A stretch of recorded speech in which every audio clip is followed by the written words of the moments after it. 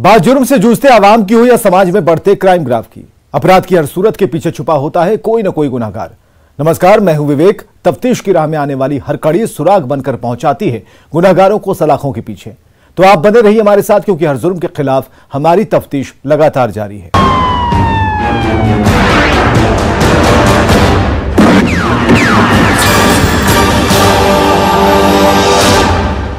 राजधानी रांची में मानवता को शर्मसार करने वाली एक बड़ी वारदात हुई, जिसमें 5 अपराधियों ने एक नाबालिग छात्रा को अपनी हवस का शिकार बनाया, जिसे पुलिस ने रंगे हाथों दबोचा है।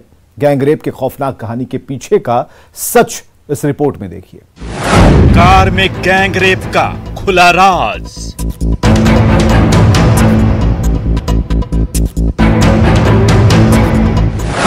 पांच दरिंदों को पुलिस ने किया गिरफ्तार।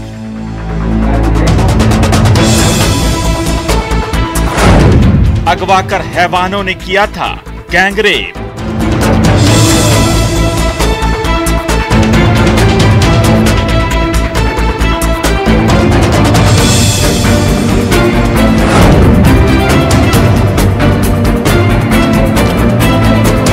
हाथों में हथकड़ी और चेहरे पर काला नकाब लगाए रांची पुलिस की कस्टडी में खड़े ये पांचों वो दरिंदे हैं जिन्होंने पुलिस की गश्ती और चुस्ती को चुनौती देते हुए राह चलती छात्रा को अगवा कर कार में बारी बारी से गैंगरेप किया था। पांचों दरिंदों को ये लगा था कि ये मुंह काला करके आराम से निकल जाएंगे, लेकिन ऐसा हुआ नहीं। ऐन वक्त पर पुलिस ने पांचों को रंगे हाथों दबोच लिया। जिन हैवानों को पुलिस ने घिनौने अपराध में गिरफ्तार किया है, उनमें सचिन पांडे, आकाश कुमार, हर्ष कुमार, मयंक कुमार और विशाल कुमार शामिल हैं। सभी धुरवा इलाके के रहने वाले हैं। एक i20 गाड़ी व्हाइट रंग की रोड से किनारे खड़ी, ऐसे ब्लैक शीशा वाली गाड़ी थी। तो ये जाना गई, जाकर देखी, खटखटाई तो देखी कि 4-5 लड़के हैं, उसमें एक लड़की बैठी हुई है, उसके साथ कुछ गलत चल रहा था, हो रहा था। उसने एकाएक पुलिस को देख के चिल्लाई, चीखने लगी। तब ये पकड़ने की कोशिश की। उस वक्त पूरी गाड़ी से तमाम लोग आगे भागने लगे। रात काफी हो चुकी थी, फिर भी इन्होंने चेंज करके i20 गाड़ी को डिटेन किया। उसमें 5 लड़के थे और वो लड़की भी बरामद। गैंगरेप के शिकार पीड़िता के मुताबिक वो 12 मई की रात अपने घर लौट रही थी। इसी दौरान एक कार में सवार कुछ युवकों ने जबरदस्ती उसे कार में बिठा लिया। इसके बाद कार को एक रेस्टोरेंट के बाहर रोककर सभी ने उसके साथ बारी बारी से दुष्कर्म किया। रांची के रातू थाना क्षेत्र स्थित एक रेस्टोरेंट के बाहर लगी कार में हलचल को देखकर रात में गश्त कर रही डीएसपी अंकिता को शक हुआ। डीएसपी अंकिता ने जब कार का दरवाजा नॉक किया तो अंदर से एक युवक ने गेट खोला और फिर अंदर का जो मंजर दिखा वो हैरान करने वाला था। कार में मौजूद 5 युवक आपत्तिजनक हालत में थे, जबकि अंदर बैठी छात्रा सिसक रही थी। मामले की गंभीरता को देखते हुए डीएसपी अंकिता राय ने धुरवा थाना प्रभारी प्रवीण झा को फोन कर तुरंत फोर्स भेजने को कहा, जिसके बाद पुलिस की टीम मौके पर पहुंची और सभी आरोपियों को गिरफ्तार कर लिया। एक्सेप्ट किया कि तमाम लोगों ने इनको भला फुला के ले आया था। रोड से ये जब जा रही थी, पुराना विधानसभा के पास में थी, तो ये लोग आया और कहा चलो इनको हम घर छोड़ देते, लेकिन ये लोग घुमाते रहे और फिर बारी बारी उनके साथ गलत किया गया, दुष्कर्म किया गया है। सारे लोग पकड़े गए हैं। लड़की के वाले बयान पर हम लोगों ने कान दर्ज कर दिया है। पुलिस की पूछताछ में गिरफ्तार सभी आरोपियों ने अपना जुर्म स्वीकार कर लिया है। गिरफ्तार आरोपियों में अधिकांश राज्य के बाहर पढ़ाई करते हैं। आरोपियों ने यह कबूल किया है कि युवती सड़क पर अकेली जा रही थी। इस दौरान उसने रास्ता पूछा था। उसके बाद जबरन उसे अपनी गाड़ी में बिठा लिया। आरोपियों को यह लगा था कि उन्होंने काले रंग के शीशे वाली कार में घटना को अंजाम दिया है तो वो बच जाएंगे, लेकिन डीएसपी अंकिता राय ने ऐसा होने नहीं दिया। अब जरूरत है पांचों को सख्त से सख्त सजा दिलवाने की, ताकि फिर ये किसी लड़की की ओर आंख उठाकर देखने की जुर्रत न करें।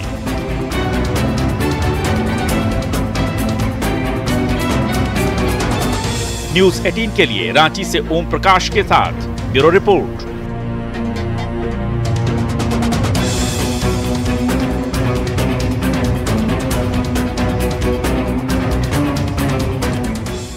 12 मई को गोपालगंज जिले के मरीगंज थाना इलाके में बेखौफ और बेलगाम बदमाशों ने आरजेडी नेता राम इकबाल यादव की गोलियों से भूनकर हत्या कर दी और इसके बाद से पुलिस महकमे में खलबली मच गई। परिजन खौफ में है क्योंकि इससे पहले आरजेडी नेता के भतीजे की हत्या कर दी गई थी। इस हत्या का क्या सच है, इसके पीछे की क्या कहानी है, इस रिपोर्ट में देखिए। आरजेडी नेता की हत्या से हाहाकार।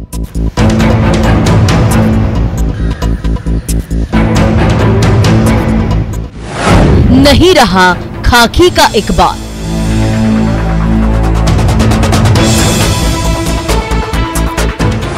गोपालगंज में बेखौफ हैं बदमाश।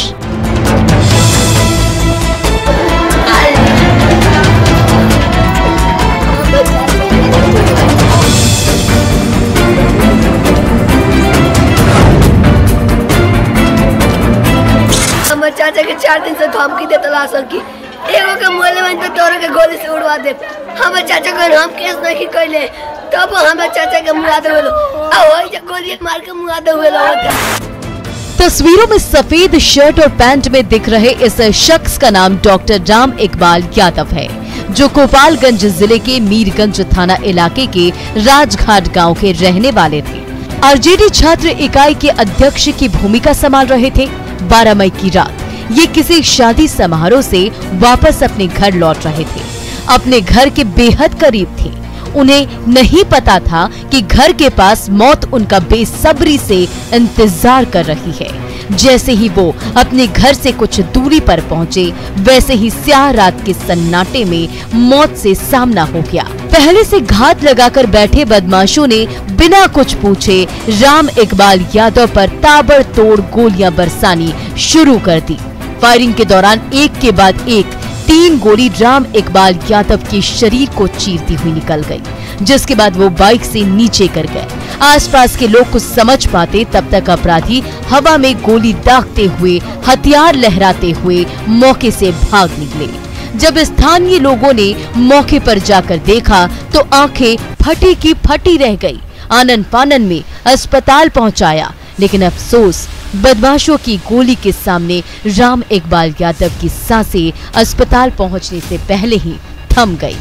उसके बाद परिवार में चीख पुकार और चित्कार की आवाजें गूंजने लगी।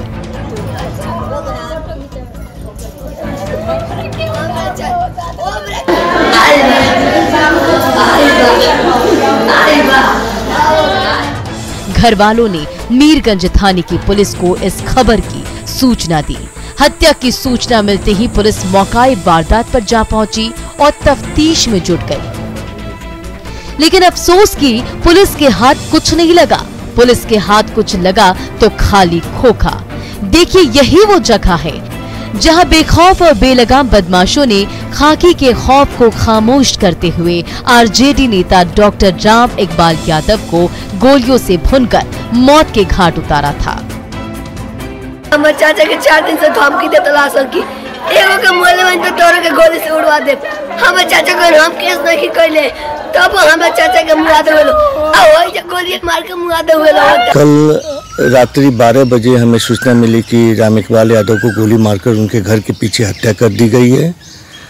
इस संबंध में पुलिस तकनीकी एवं स्थानीय सूत्रों से इसमें गहन जांच कर रही है। कोई अपराधी बख्शे नहीं जाएंगे। जल्द ही मामला का खुलासा होगा। छात्र जीवन से राजनीतिक करियर की शुरुआत करने वाले राम इकबाल यादव सारण प्रमंडल के छात्र इकाई के अध्यक्ष थे। लालू फैमिली के बेहद करीबी थे। नेता प्रतिपक्ष तेजस्वी यादव और तेज प्रताप यादव निजी तौर पर राम इकबाल यादव को जानते थे। जैसे ही हत्या की सूचना मिली, आरजेडी के कार्यकर्ता और स्थानीय लोग हथुआ अस्पताल पहुंच गए, जहां अपराधियों के गिरफ्तारी की मांग को लेकर हंगामा और बवाल शुरू कर दिया। करीब 12 घंटे तक चले बवाल और हंगामे के बाद पुलिस ने 72 घंटे का वक्त मांगा, जिसके बाद पोस्टमार्टम कराने के लिए परिजन राजी हुए। उसके बाद इस शव का पोस्टमार्टम कराया गया। मामले की गंभीरता को देखते हुए जिले के एसपी आनंद कुमार ने हथुआ एसडीपीओ नरेश कुमार के नेतृत्व में एसआईटी का गठन कर दिया, जिसके बाद एसआईटी की टीम एक्शन में आ गई और त्वरित कार्रवाई करते हुए 3 संदिग्धों को हिरासत में लेकर पूछताछ कर रही है, लेकिन पुलिस नाम नहीं बता रही है। हथुआ के नेतृत्व में एक एसआईटी भी बनी है और वो लगातार इस पर काम कर रही है और बहुत हद तक हम लोगों को एक क्लू भी मिला है, उस पर हम लोग काम कर रहे हैं और जल्दी इस मामले में गिरफ्तारी और खुलासा कर दिया जाएगा। वजह अभी सामने है, लेकिन हम इसकी खुलासा नहीं कर सकते हैं। जल्द ही अपराधी को पकड़कर घटना की खुलासा की जाएगी। हिरासत में लिया गया है? हाँ, ये कुछ आदमी को हिरासत में लिया गया, उनसे पूछताछ की जा रही है। हमारे चाचा का नाम मृतक की भतीजी रिंकी कुमारी चीख चीख कर कह रही है कि शैतानों ने कुछ साल पहले मेरे भाई के बेटे को मौत के घाट उतारा था, जिसमें पड़ोस के रहने वाले कुछ लोगों को नामजद अभियुक्त बनाया गया था। उसी केस को उठाने के लिए बार बार धमकी मिल रही थी और अंजाम भुगतने की बात कही जा रही थी। जब केस नहीं उठाया गया तो अपराधियों ने गोली मारकर हत्या कर दी, वो भी घर के पास, जबकि पार्टी के नेता हत्या के पीछे राजनीतिक साजिश बता रहे हैं। कौन मारता होगा सर? दादा से सब भीड़ वाला सर फोड़ ना दे रही सर, ओके चलते भीड़ वाला सर। एगो हमरा भाई के लड़के के 14 साल के रहुआ ओकरा के जान से मुआ दहुआ सर, सब मिलके हमारे चाचा के डाड़ो में खेतिया में गोली मार के बड़ा सकनो दादा। हम कितना उठाते, हमारे चाचा ना उठाते। और शासन प्रशासन से मांग करते हैं कि इसमें जो भी दोषी है उसको अविलंब गिरफ्तारी की जाए और भविष्य में इस तरह की घटना न हो, इसलिए इसके लिए भी प्रशासन से आग्रह करेंगे कि जो भी सक्रिय कार्यकर्ता हैं या जो भी चाहे किसी भी दल के हों, किसी की भी हत्या नहीं होनी चाहिए, यह हम शासन और सरकार से मांग करते हैं। अब सवाल ये है कि राम इकबाल यादव की हत्या की साजिश किसने रची है? क्या आरजेडी नेता की हत्या राजनीतिक साजिश में हुई है? अगर नहीं तो क्या आरजेडी नेता की हत्या पुरानी रंजिश में हुई है? क्या केस उठाने को लेकर साजिश रची गई है? आखिर क्या है आरजेडी नेता की हत्या का सच? क्योंकि एक ही परिवार से 2 लोगों की हत्या हो चुकी है। पहले भतीजे की हत्या हुई, फिर आरजेडी नेता का मर्डर, जो साजिश और रंजिश दोनों ओर इशारा कर रही है। ऐसे में अब देखने वाली बात ये होगी कि पुलिस कब तक हाई प्रोफाइल हत्या की इस गुत्थी को सुलझाती है और आरोपियों को बेनकाब कर जेल की सलाखों में पहुंचाती है।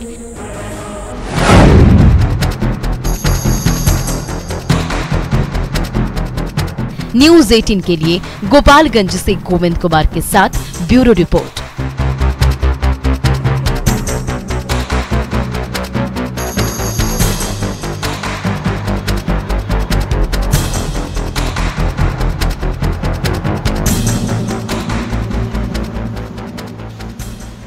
पटना सिटी में एक निगम के सफाई कर्मी की उसके बेडरूम में खून से लथपथ लाश मिली और इसके बाद से परिवार में मातमी सन्नाटा है। पुलिस प्रेम प्रसंग में हत्या की आशंका जताते हुए मामले की जांच कर रही है। सफाई कर्मी की घर में मिली लाश।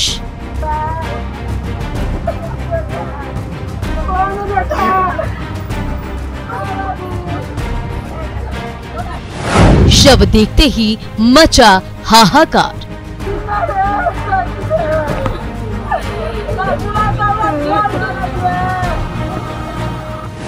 हत्या के पीछे किसका है हाथ?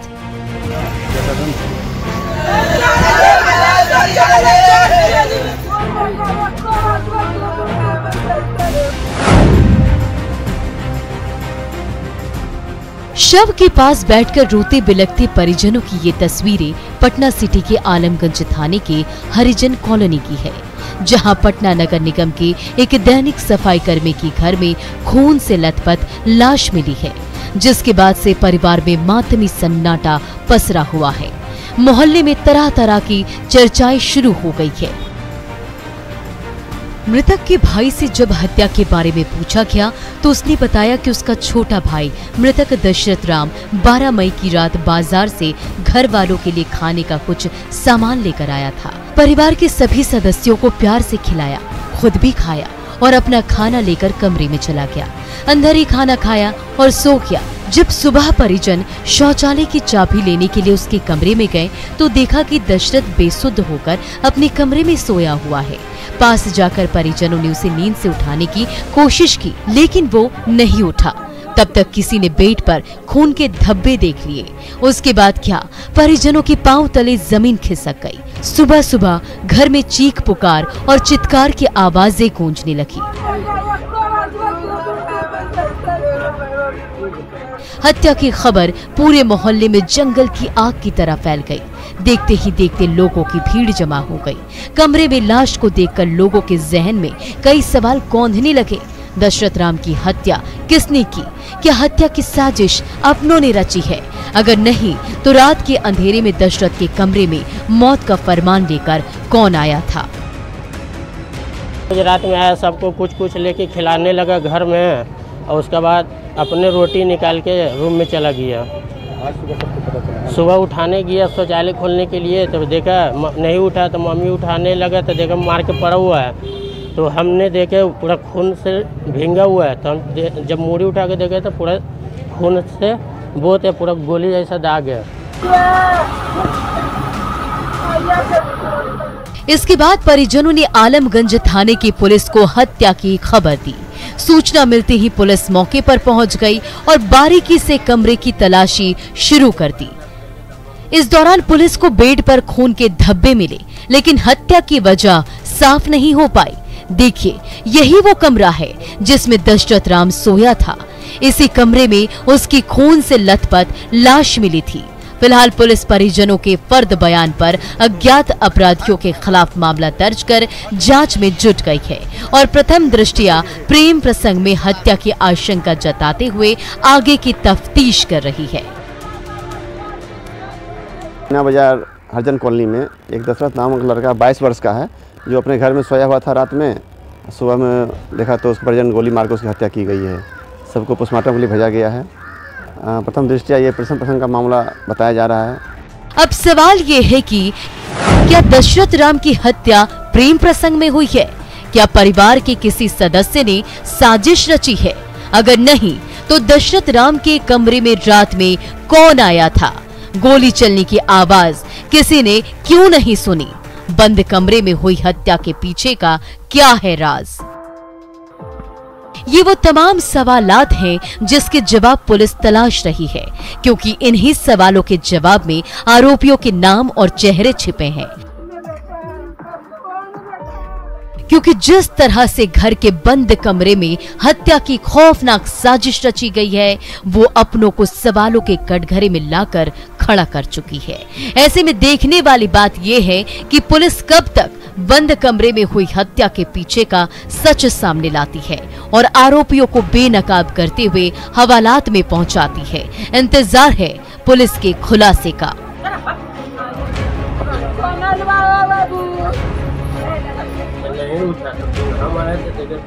न्यूज़ 18 के लिए पटना सिटी से मनोज सिन्हा के साथ ब्यूरो रिपोर्ट।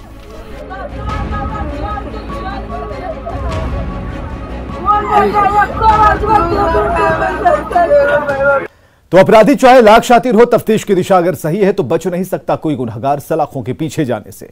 पुलिस चाहे सोई हो, मुजरिम चाहे कोई हो, आप बने रहे हमारे साथ, क्योंकि हर जुर्म के खिलाफ हमारी तफ्तीश लगातार जारी है।